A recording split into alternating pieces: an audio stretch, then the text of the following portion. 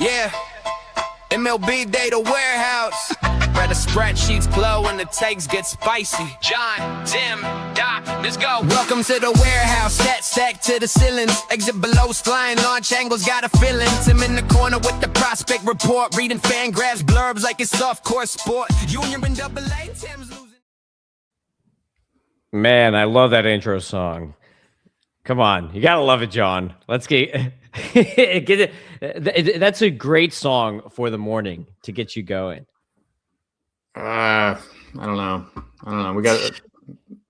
I haven't gotten back into the. I'm paying $8 a month for Suno or something like that. We can make it, but fine. Yeah, I don't know. It doesn't matter. Well, Owen says he wants his name in it, but I think he's got to get on more of these pods if he's gonna get. Oh my gosh, yeah. But classic entitled generation. You know, they think they just get whatever they want.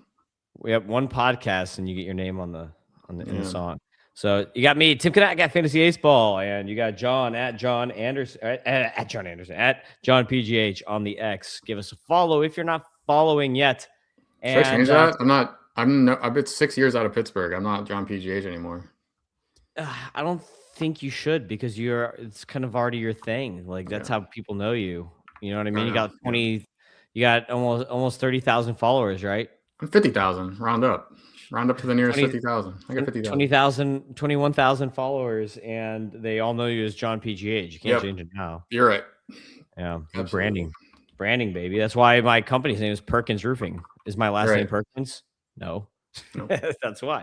You can always blame Perkins if you got a problem with your roof. Talk to Perkins. Yeah, blame Perkins. The Perkins, my father-in-law. He's well retired, just chilling.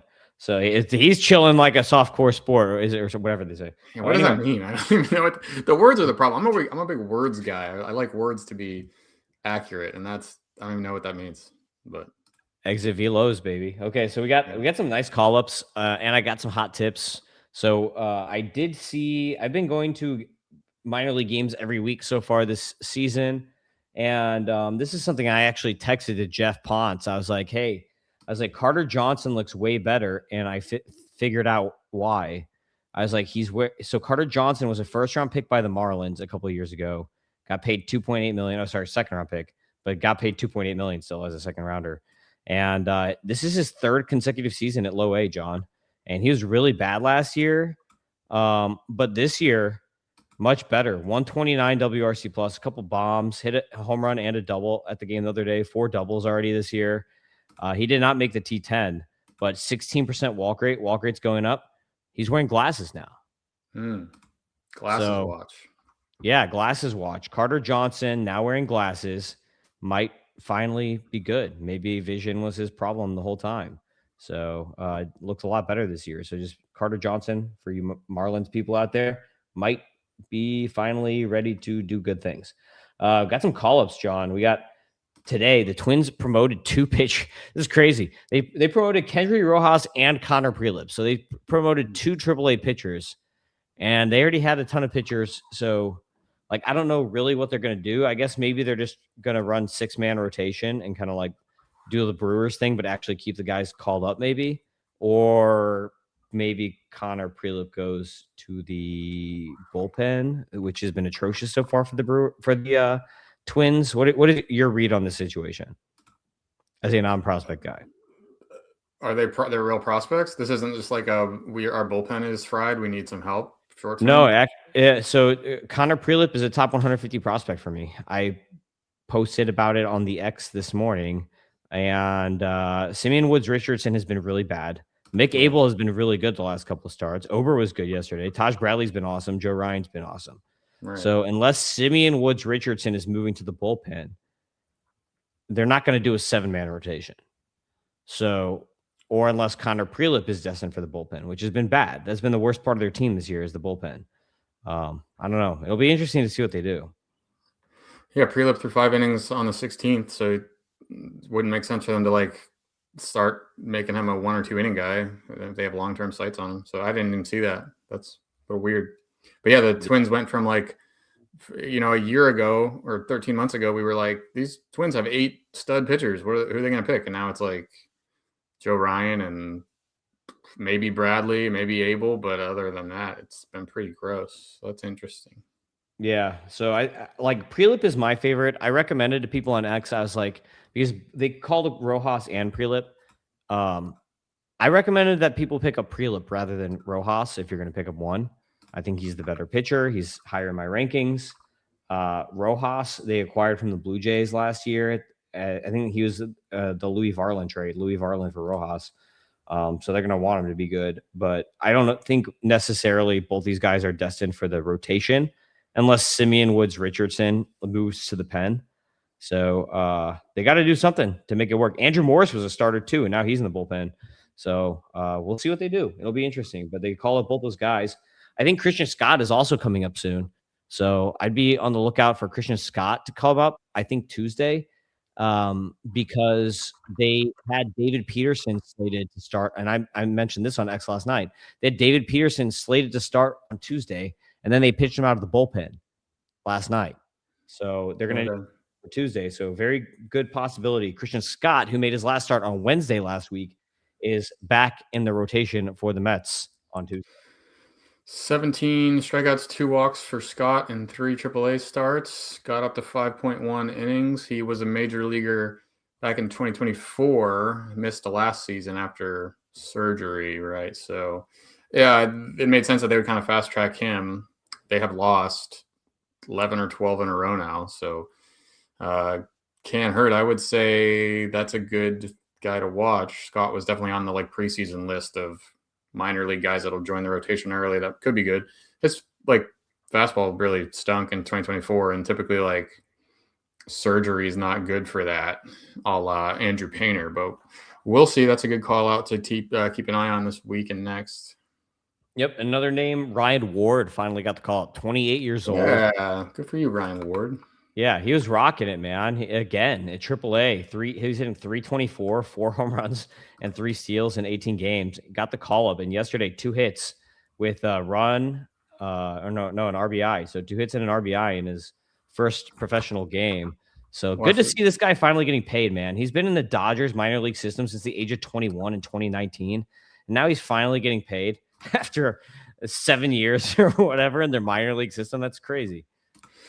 And the list of players in professional baseball that have hit 40 home runs since last year is Ohtani, Schwarber, Alonso, Riley, Judge, Caminero, Soto, Eugenio Suarez, Nick Kurtz, Joe Adele, Spencer Jones, and Ryan Ward. So there you go. It's probably a quad A dude, but any other organization, we would have seen Ryan Ward get a shot. I mean, a 945 OPS, 40 homers, 19 steals too. So we can do a little bit of that.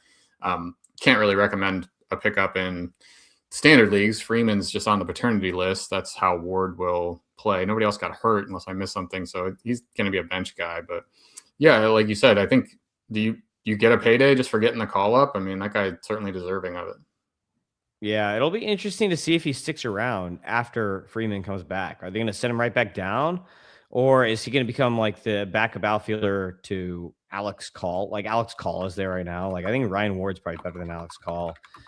He's a lefty and Call's a righty, so maybe that's the reason. But it'll be interesting to see if he sticks around as a 4th outfielder. If he performs with Freeman out, if he keeps playing well, maybe he does get the shot to stay on the roster as the backup outfielder. Yeah, and give guys Paul has Teoscar and Tucker, though. There's no outfield reps. DH stuff, Dalton Rushing's making a pretty good case for, DH stuff is Ohtani, so forget that. Throw that out. There is no DH.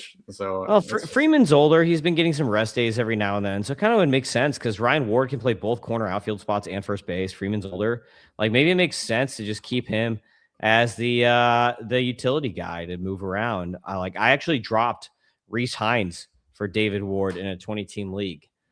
Reese Hines getting off to a pretty bad start, showing bad contact skills again in the majors. So I made that move in that league. Maybe it's short term, but I did do it, hoping that Ward gets to stick around. If you can get in a deep league like that, if you can get any type of, part of the Dodgers lineup, take it where you can, even if it's only 3 or 4 days a week. I'll take 3 or 4 days of Ryan Ward in the Dodgers lineup racking up RBI than maybe Reese Hines striking out way too much in the Reds lineup. Yeah. Right. For my side of it, with 12-team leagues, I don't think you worry about Ryan Ward. It's probably a 3 to 4 game a week guy, like at best. So. Yes, deeper leagues only. So Prelip, I would add in like I actually picked Prelip up in a 15 teamer. So yeah, Prelip I would add in like 15 teamers. 12 teamer, maybe see if he's a starter or a reliever. If you're in a 10 or 12 teamer, but like I would definitely keep his name on the radar. And Christian Scott too. I would add Christian Scott today if you can on Monday, before it's announced that he's going to start tomorrow, because I would bet a lot of money that he's going to start tomorrow. Well, maybe not a lot of money. I'd bet $100 on it. I'll throw $100 on Christian Scott starting tomorrow. Just tomorrow, I would take that. If it's just tomorrow, like if he starts Well, Wednesday, it depends on what the odds are. Give me like 5 to 1. Yeah, give me 5 to 1 or something. Okay, that's cheap. You just cheaped out. Yeah, I don't know. I'm not a Vegas odds maker, so I don't know what the odds should be on something like that. Okay, so let's get to the T10. We got 10 names. It's on the article. If you want the full article, you get 15 names. Then subscribe to MLB Data Warehouse, and you will get all this stuff. The article's already out right now. No, it's not. I stopped it. I stopped it to edit it. Okay. It'll be out, but it is. Never mind. Nobody's listening live. It'll be out by the time you're listening to this. And yes, they are excellent articles. So yeah. Also a big big sale. I think I dropped the price down probably just for this week, but you can get everything. Not everything. You can get the pro projections, daily MLB stuff, but all the minor league stuff, all the season-long fantasy help and stuff, it's like down to $9.99 a month for a short time. So good time. You know what you should do for Mother's Day? You should have. I'm just could not pause in time. I tried, but anyway, you should have a Mother's Day sale for moms who play fantasy baseball and give them like half off or something like that, just for moms. All 4 of them. Yeah, that's why. If you're a mom who fantasy baseball, then hook them up. That's one of but they have to prove that it's not their husband's team. That's the thing. You would have to prove that you're actually you're the female actually playing, I think. Okay. All right. Anyway, just an idea. Okay, T10. Number 1 is Miguel Cime Jr. This guy's a ton of fun, John. I actually have video of him on my YouTube channel. We're going 10 to 1. We're starting at the top. Oh, that's it. Yeah. Okay, never mind. Let's go to 10. You're right. What am I doing here? Number 10. Number 10. Middle infielder Franklin Arias with the Red Sox. I think Arias is probably destined for second base, despite him being a shortstop right now. So Arias, really known for his hit tool. I give him a 65 out of 70 on the hit tool, John. This guy had like 88% contact rate. Like zone contact is like is like in the 90s every year. So amazing hit tool, maybe the best hit tool now that McGonigal is promoted in the minor leagues. And all of a sudden he's hitting for power, John. 3 home runs in 3 consecutive games for Franklin Arias this last week. And this spring, he had been hitting for more power too. So obviously in the spring, he's in high A right now. So we don't have, double A. So we don't have data on it. We don't have StatCast data. But what we do have is his spring data. This spring, he had a 110 max EV. And he had a 106 EV on a 440-foot homer. So we do have like some spring data from him, but we don't have like EVs, obviously double A. But it looks like he's developed maybe some more strength and he's getting into more power. So it makes him a lot more interesting of a bat, because my comp for him before was a righty Luis Arias. But if he's like Luis Arias with 15 to 20 home run power instead of like 6 home run power, that's a lot different, right? Yeah, it's 20.4. He turned 20 this winter, so that's like it's kind of the CJ Abrams comes to mind. Different situation, but we like can see these guys as 19, 20, 21-year-olds and not hitting for power and kind of like give up on them, because you don't usually see huge power jumps year over year, but you're way more likely to get that with these guys that are super, super young. Good call out on the spring data, because it's hard to react to 40 plate appearances, 10 games for Arias, but the K's down 2.5 points and he's slugging 833. Like you said, 3 homers. Didn't homer yesterday, 0 for 4 in double A, if that's right. But yes, already almost halfway to his total for homers from last year. So good early sign. 123 extra base hit plus too. So like the extra base hit plus is good sign. And that's carrying over from last year, that 123. So that's a good sign because a lot of times doubles can turn into home runs. And I think that he's like transitioning in that way. So if he's more of a 15 to 20 home run guy than a 5-6 home run guy, I think he's a lot more interesting for fantasy leagues outside of like he's already going to be like a really good points leagues player just because he hits so much and has good plate approach, kind of like how Steven Kwan and Luis Arias are really good and like Nolan Shanwell is actually useful in points leagues. If Arias can add home runs, he's going to make himself a Cats League player too, not just points league player. Are any of these dudes available in our Dynasty League, or do you make sure they're not before you do this? No, there's no. I mean, okay. There is probably my number 15 player in the right of Owen Ayers is probably available in our 30-team league. Okay, we're in a 30-team league. None of these other guys are available 100%. Maybe Owen Wild too, my number 11 player. He might also be available because he was pretty bad last year. So it's been really hard for me to manage that dynasty team. The time crunch is rough, but yeah, well, it's a 30-team league, so it's not like you have to worry about like there's not many guys. I know that's what it's more about trades. Like a league like that is all about making trades. So when you start falling out of it, that's when you say, okay, my team's for sale. I'm selling these guys, and then you can, you just start there, and then you work trades. All right. Yep. All right. Number 9, outfielder Devin Taylor. Devin Taylor is a name that I'm very high on, number 94 in my prospect rankings. Good week for Devin Taylor this week. He hit 471 with 4 extra base hits, 2 homers, and a steal. And this is a guy that I actually have, talking about our 30-team league. I have him in that league. So Devin Taylor, I think, is going to work up through the minors pretty quick. I would bet that he's up. Yeah, Indiana guy, so you got to love that. I would bet that he is up early next year. Like maybe he makes it to the pros this year. He's in high A, but this guy was a 3-year starter in college, freshman, sophomore, junior year, and he was really good all 3 years. Really professional approach, more walks than Ks in college. I think that he's just going to be a very fast mover. So if you want someone who's going to be a fast mover and probably going to make an impact for your fantasy team for next year or at the very end of this year, I would look at Devin Taylor. I think that he is super underrated right now. He's available in way too many leagues. He was one of the best hitters in college that I've seen in a long time for 3 years. I know it's Big Ten, it's not SEC, but Devin Taylor is a really good name to watch out. Power, speed, good plate approach, solid hit tool. Okay, I got nothing. All righty. Number 8, Thomas White with the Marlins. You and John talked about him in your podcast. I think you mentioned to John, you said something about like, oh, didn't Thomas White come back or I don't know, whatever. And Thomas White made his first AAA start of the season post-injury and had 8 strikeouts in the start. And I think most importantly for Thomas White, 0 walks. Yeah. So everybody knows Thomas White can strike a ton of dudes out.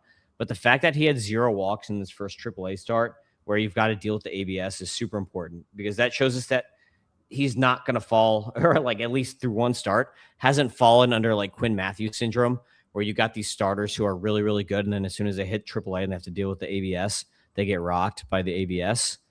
0 walks in that first time out is very impressive.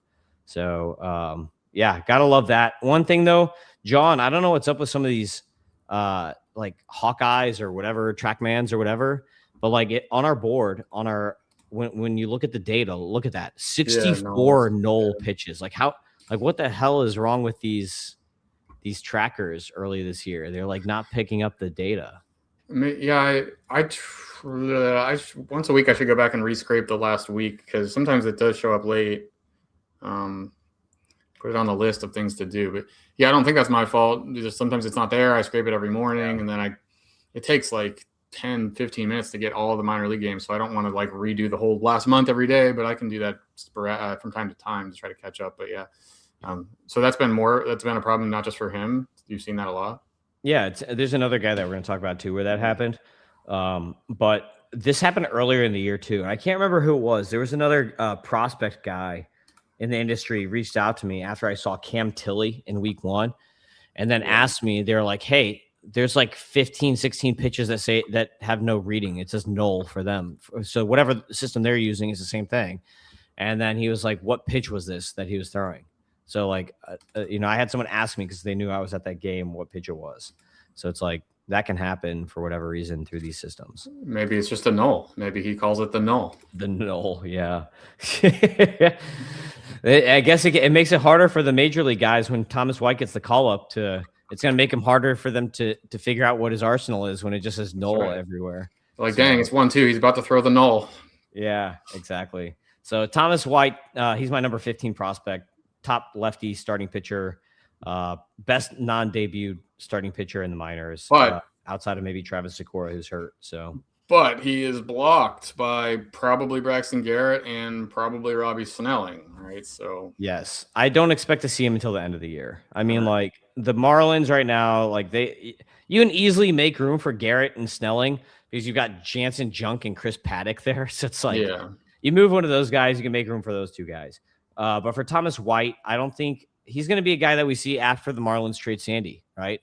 Like at the trade deadline, they're going to trade Sandy, and then that's when Thomas White probably comes out. Sandy might just be busted. We'll see. He's had 2 really bad starts, like worst walk game of his career in his last start. So who knows? There could be an injury there too that could flare up. I mean, injuries are always – you rarely go 4 to 5 weeks with a given MLB team without a starter going down. So it's not impossible that you could see him, but he's the next Marlin to add if you need help right now is probably Braxton Garrett. Or if you want a little bit actually of a better pitcher, it's Snelling. But we'll see. It's several guys ahead of him. Yeah, both those guys should be up in the next couple of weeks. Snelling is just like it's like he's playing with the people at AAA right now. It's like there's no point. There's nothing good for like he's not going to get better with what he's doing at AAA right now. It's like what is he even doing down there? So it's too easy. Number 7, Braden Montgomery. Braden Montgomery is my number 48 prospect. So Braden Montgomery, really nice week. He hit 611 last week, John, with 7 extra base hits, 3 home runs, and a steal. So Braden Montgomery, really nice week last week. He had a really hot start to the season last year and then had a pretty bad second half. So it's nice to see him kind of rebound now this year. So up at AA with the White Sox, Braden Montgomery. And the main thing for Montgomery that I want to see, which he hasn't really shown yet, is he has not improved on his batted ball data, John. He's still hitting the ball on the ground like 47%, just like last year, even though he's off to a really hot start this year. Like the angles have not improved. So that's one thing for Braden Montgomery that I really want to see him improve on as he works his way up AAA majors. Like remember the Red Sox traded him to the White Sox. He was part of the Garrett Crochet trade. So obviously the White Sox have a lot of incentive for this one to work out. They got Kyle Teal already up in the majors, but Braden Montgomery was really like the big piece in that trade. So it'll be interesting to see if he can work on the angles, because right now that's his biggest issue. Too many ground balls. 101 hit tool, which kind of shows got some issues there. 95 discipline. We're like 10 days away from a F-score update, which I'm excited for. Unless the code breaks, then I'm not excited for it. But yeah, he has had a 115 max EV, so he hits the ball really hard. It's just what pushed his power F-score down last year is because of the angles, just like not good power angles. So that's what he needs to get to, because he obviously hits the ball really hard, and like if he was hitting the ball in the air 40% of the time instead of 27% or whatever, that means more home runs.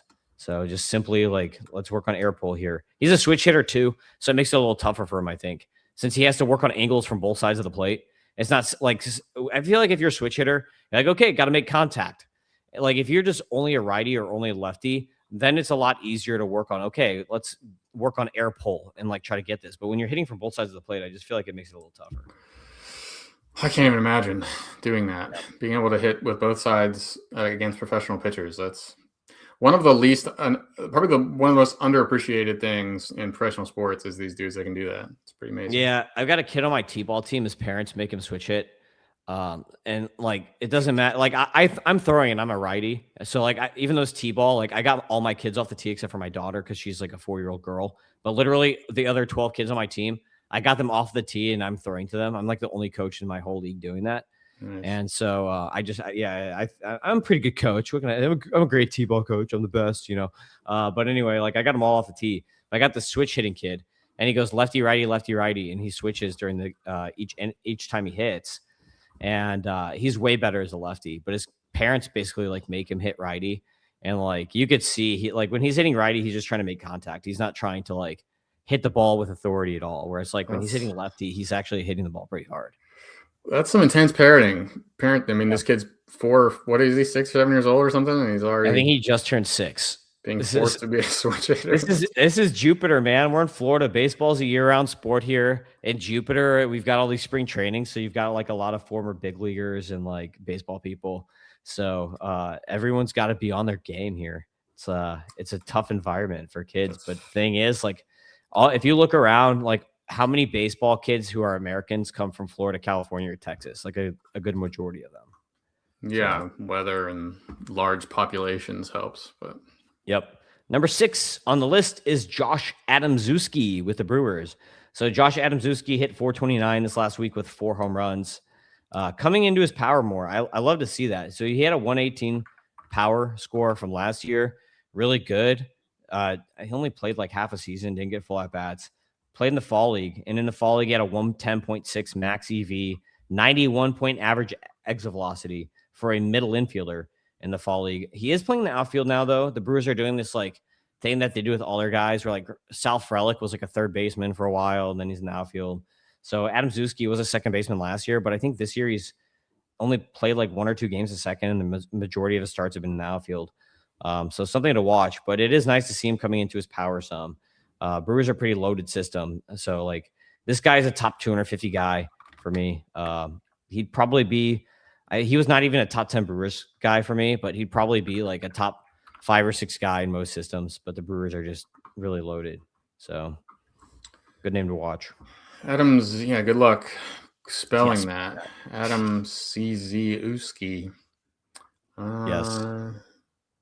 Good job. Yeah, exactly. If you're looking him up, then like if you put Adam, he'll just pop up most of the time. Adam C. Yeah. I'm sorry. I was trying to find something to tell you, but he's a good plate approach guy too. So I feel like he's going to be a better real life player than like a fantasy player because he doesn't really run either. So like I got a 45-50 hit tool on him, a 55-60 plate approach, a 50-55 power, and then a 45 speed. So I think this is going to be a guy who's going to be better in like points leagues and in real life than in fantasy because like he's smaller. He's 6 foot 190. So even though he does hit the ball hard, I think he probably caps at like the best case scenario is like 25 bombs. Like this is not going to be like a 30 home run hitter or something like that. So like I think you've got here maybe like he's going to be a pro, I would say. He's 20 years old though. It's hard to say. Yeah, true. I mean, I just don't think that he's going to be like a 30 home run guy. Okay. So, yeah. All righty, number 5, Ronnie Cruz with the Nationals, big name. I'm in an Ottoneu league, a 16-team Ottoneu league, and someone picked him up as an A-ball guy. So they're going to be sitting on this guy for like 5 years now in Ottoneu if they actually keep him, which is crazy move for me. To pick up a guy in a salary league with increasing salaries, where like in our MLB Data Warehouse league, guys don't increase in salaries until you promote them. But in Ottoneu, they increase regardless if they're in the minors or the majors. So minor leaguers increase by $1 in Ottoneu and $2 a year if they're pros, minus any arbitration that's thrown on them. But kind of crazy to see an A-baller get picked up. But this week he hit 615, 2 extra base hits, 1 bomb, 11 steals. He already has 14 steals on the year. This is a 6'2", 170-pound shortstop. So big dude, has a lot of raw power, has a lot of speed, obviously. The swing I'm not a big fan of. Like his swing is really kind of like helicoptery and long. Like he's got to really refine the swing. There's a lot like there's a huge stride in his swing. Like he swings like one of my T-ball. He swings like one of the T-ball kids that I'm coaching. I'm just like hit a bomb, and then they just like massive stride, like the biggest leg kick you've seen in your life. Like that's basically like how he hits. So I only throw 25 out of 45 on the hit tool for him because he's got to really refine that swing. Plate approach of 35 out of 45, power of 40 out of 60, because this kid already, as a 19-year-old, has a 110 max EV. And then, like I said, 14 steals already, so I give him a 60 grade on the speed. So really raw player, massive power speed upside. My comp for him is a raw Cooper Pratt. So, yes, I did comp him to a prospect in the Brewer system, but that's kind of what he reminds me of. Similar giant leg kick swing thing going on, too. Second in pro ball in steals, like you alluded to. Only some dude named Austin Overn. Orioles. More. Yeah. Look at Jacob Melton there. Jacob Melton stealing bases, not doing anything else. But Yeah, 207 batting average. Oof. I just dropped him in a league. So, Yep. All right. Number 4, Travis Bazzana, second baseman. I think Bazzana is going to be up sooner than we think. Could be up. Like Arias is hurt. We could see Bazzana in the next couple of weeks. Like I feel like nobody's on Bazzana watch. Everyone's like, watch for Waldschmidt, watch for Snelling, and nobody's really paying attention to Travis Bazzana. Last week hit 364 with 6 extra base hits, a homer, and 2 steals. So tons of doubles here in the Bazzana approach. Obviously, like a really good player. I've got him as my 25th ranked prospect. I have him in some leagues, stashing him. Second base sucks. So if you can get a really long-term prospect keeper in Travis Bazzana at a very weak position, like Bazzana, when he's up and like once he transitions, gets his 100 plate appearances in, right? I think that he's going to be like longer term. I think he's going to be a top 5 second baseman. So like he's going to be up there with Weatherholt, McGonigal, Marte. Like he's going to be up there for a while as a really good second baseman. So I would try to get him if he's available in any leagues you're in. I think he's going to be up pretty soon. Might be worth stashing in redraft leagues. Bazzana. Cut the K down to attempt rate way up on the bases. That's good. He's in AAA. So yeah, the Guardians have a lot of these dudes though. Angel Martinez, Daniel Schneemann.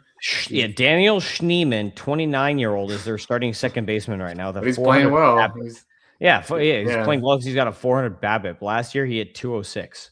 So I don't think that Daniel Schneemann is going to be blocking Travis Bazzana, the first overall pick a couple of years ago, for too long. Yeah, and guess who's in first place in the AL Central? Cleveland Guardians. Yeah, what's their 13 and 10? I've been looking at the run differentials. They're even plus a 0. Like that. What is this? Like the American League has 1, 2, 3, 4 teams over 500. The National League has the entire NL Central. Just figure it, 6, 7, 8, 9. There's like 9 teams in the NL with a winning record. What did I just say? 4 in the AL. The entire NL Central is at least 3 games over 500. So this is what will happen. That the year the Pirates figure it out, it'll take like 98 wins. I don't think that's going to happen, but Yeah. Can the Pirates just like give us a bone here? Can we just get like a runaway division where it only takes like 88 to win it? But no, all these teams are playing well. Yeah, even the Cardinals are playing well right now. Like what? But they're -8. Yeah, their run differential is -8. The Pirates are at +25. I can't even believe that. That number has never existed before. +25 runs for the Pirates. But yeah, wait till Connor Griffin actually starts playing really well. I mean, he's on a hit streak right now, but wait until he really like settles in, and then you get Emmanuel Valdez up. I know this isn't the point of the podcast by any means, but it's Pirates talk, and I'm down. But you also mentioned Marcell Ozuna. You've seen him heating it up a little bit too. So yeah. So back to the Guardians. I think Bazzana right now would be like a top 4 hitter for them. Like I think one could argue that like the only hitters that are better on that team are like Jose Ramirez, DeLauder, and Kwan. Like I think Bazzana is going to be a better hitter than Manzardo pretty much right off the bat. So 87% zone contact this year. Or that's combined this year and last. 91.5 this year, even better. So yeah, things are looking good. Keep an eye on Bazzana. Put him on the watch list. Yep. 50 out of 60 hit tool, 55-60 plate approach, 50-55 power, and 60 grade speed for me. Number 3, this is a fun name. Michael Lombardi. This is a guy who's available in a lot of leagues. I have him in our 30-teamer. I got this guy in all my 30-teamers because I love Michael Lombardi. This is a dude that I was all in on FYPDs. I told everybody, get this kid in FYPDs. Nobody even knew who the frick this kid was. He was a second rounder for the Royals, and he was a 2-way player at Tulane. This guy has a fastball that gets 22 inches of ride, John. 22 inches of induced vertical break. He also has a really sweet 12-6 curveball, gyro slider, a changeup. He had last week 15 strikeouts and 3 walks. He made 2 starts. One start, he had 11 strikeouts. And this is a dude who like nobody knew who he was. FYPD guy, 2-way player in college. He's a beast, man. Like he's a top 250 prospect for me already. With the Royals. Really fun stuff here. 93 to 97 mile per hour fastball. I threw a 60 out of 65 on the fastball. The curve, I gave him a 60 grade on the curve. His slider, he throws 87 to 89 miles an hour. So a lot of good velocity on the slider. Got to refine the pitch shape. That's a brand new pitch. He did not throw that slider until now. He did not throw that slider in college. Basically, he was fastball curve in college because he was a reliever. So this guy in college was a relief pitcher and a hitter. Literally played both ways and was not a starter. Now he's finally getting stretched out as a starter, and he's focusing only on pitching, and he's already been awesome to start his career.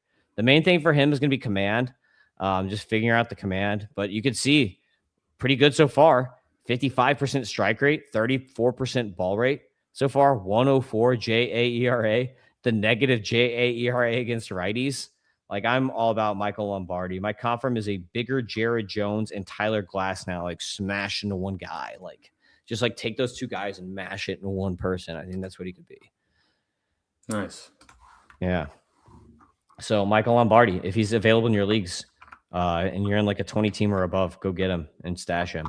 He's only an A-ball, so it's going to take him a couple of years to get out there, but big fan. And the good news too about Lombardi, thinking about it this way, John, he has less mileage on his elbow because he was a relief pitcher only in college instead of a starter. So like he has way less mileage on his elbow than a lot of these other college pitchers that were starters in college, throwing like that makes it pitches a game and stuff like that. Makes the ramp up to fantasy usefulness a little bit a longer ramp, right? He's got to go from nothing to 150 innings a year, which is a really hard thing to do. But yeah, starting an A-ball anyway, like you wouldn't like this is not like a Paul Skeens. Like you don't expect him to debut this year. You know what I mean? Yeah. Like he's gonna have to work his way up. Like this is gonna be a 2027, 2028 debut. So like that's enough time for him to work those innings up, I think. Okay. Michael Lombardi for the Royals. Yes. Number 2 on the T10 is second baseman Manuel Pena with the Diamondbacks. Talk about Diamondbacks, middle infielders with power. This guy hit 575 this week with 9 extra base hits and 5 home runs. And this guy already has 8 home runs on the season, John, in 13 games as a second baseman. What? The problem is this guy cannot walk at all. He has like a 1% walk rate this year. So like his plate approach is pretty terrible. But he hits the ball really hard. 110.6 max EV for a middle infielder. Pretty good. Below average contact rates, not terrible. But I threw a 40 out of 50 on the hit tool for him, a 40 on the plate approach, 60 out of 60 on the power, and then 40 on the speed. So you don't really have any speed here. But I've got him as a top 350 prospect right now. There's enough power here for second base to make him interesting. Like if the hit tool can actually be a 50, like if he can turn that hit tool into a 50 with 60 grade power, he's gonna be solid. He's a lefty too. My confirm is Brandon Lowe. Like that. I think that's a kind of probably a standard lefty power second baseman comp. I think he could be better than like a Nolan Gorman, which was like the other way you could go with that. I think his swing looks more like Brandon Lowe too, with the raising the leg up. Gorman kind of has like a different batting stance where he's more open, more hips, less legs. So that's Manuel Pena with the Diamondbacks. He's already in Double-A too. So 22-year-old in Double-A, big time power from second base. Nice. Yeah, it looks. I like that the highlights here are not like a highlight reel. They're just showing his actual at bats. Just raw stuff. That's what I post on my balls YouTube. On the ground. Yeah. That's what I post on my YouTube when I'm throwing out like my videos. I'll just like post raw footage or whatever. Yeah, let's be real here. Real life, not real life talk in a fantasy world. How about that?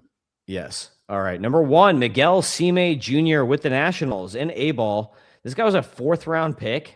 I don't know how this is like the steal of the draft already from 2025, that this guy was a 4th round pick. I saw him in the spring breakout and he was so good.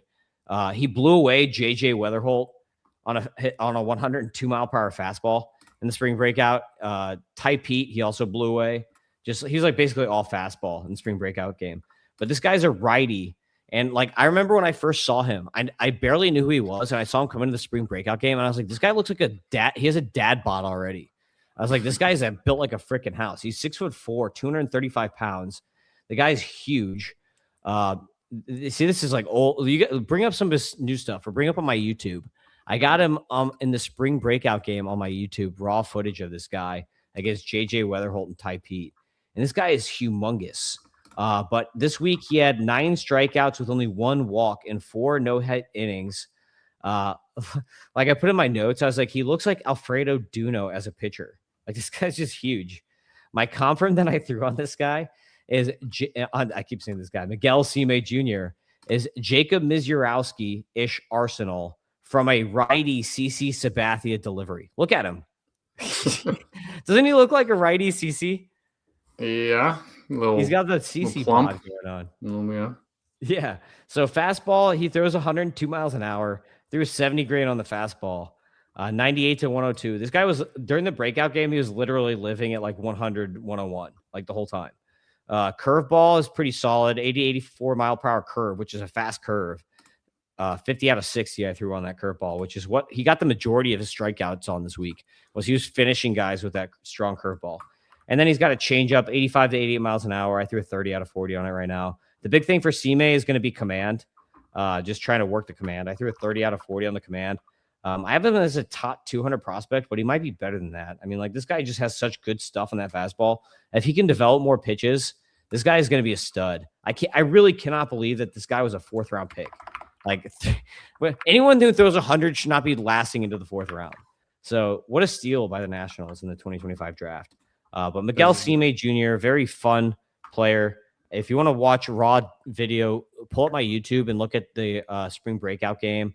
I've got him just blowing guys away in that game. That's a good video. Got a lot of good raw video. Got Joshua Baez homers and stuff like that in that video.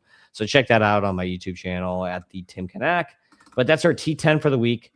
So we'll run back through the guys. Number 1, Miguel Cime Jr. Number 2, Manuel Pena with the Diamondbacks. Number 3, Michael Lombardi, starting pitcher with the Royals.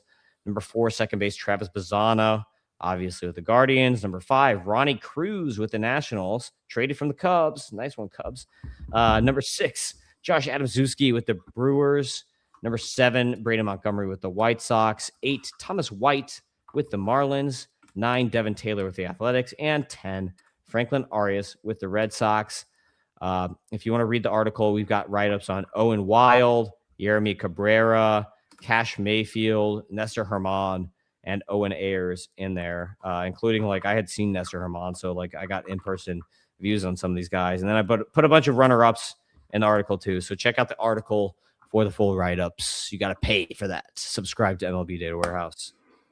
Yep, get the F scores, get dashboards. Still, there will be more minor league tools coming about. It's just a matter of finding the time, and really will be better to.